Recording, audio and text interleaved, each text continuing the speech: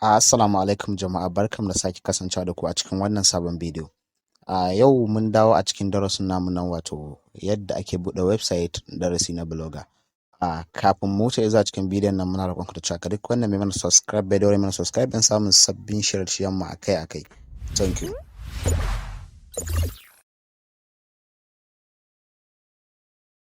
Okay, in dai ba ku manta ba, a wancan satin mun tsaya ne a nan. Mun gama budewa, sannan mun ce kuma za mu sa wato template. Yanzu kamar yadda ka sani, bara mu gwada budewa mu ƙara ganin cikin blog din namu. Okay, za ku ga wannan shine blog din namu. To yanzu muna so mu sa template mu canza. To misali a ce mun dawo back, za ka zo nan inda aka sa theme.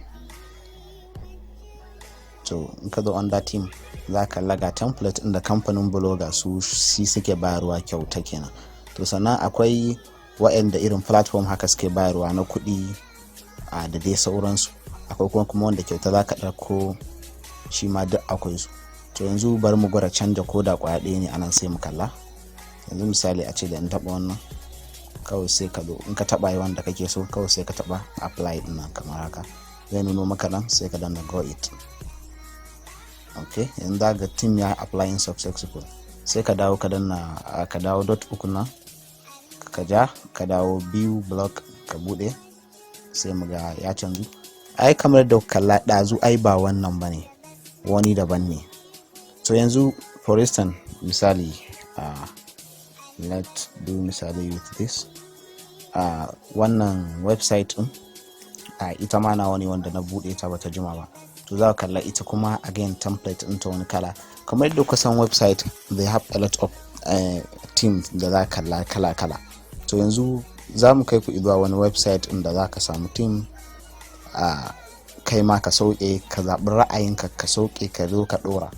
Okay, wannan website din shine wanda za ka je ka ɗauko template wanda ya maka. Naga ana samun website da yawa, in kuma za ka iya searching ka duba, to za ka iya duba ka ɗauko dai. Kawai za mu nuna muku procedures da ake ɗaura. Za ku ga wannan, ga wani wanda aka sa shopping and store. To za ku ga wannan shopping na website ne. To wannan wanda aka sa CEO sport shine wanda na fito ta wannan website din na mai suna 𝗡𝗡𝗡. To ta shine. To ga wani kuma titro, za ku kalla sunan shi. To yanzu for instance a ce bari mu ƙara dubawa, sai mu ga wanda za mu yi amfani da shi a wannan din namu.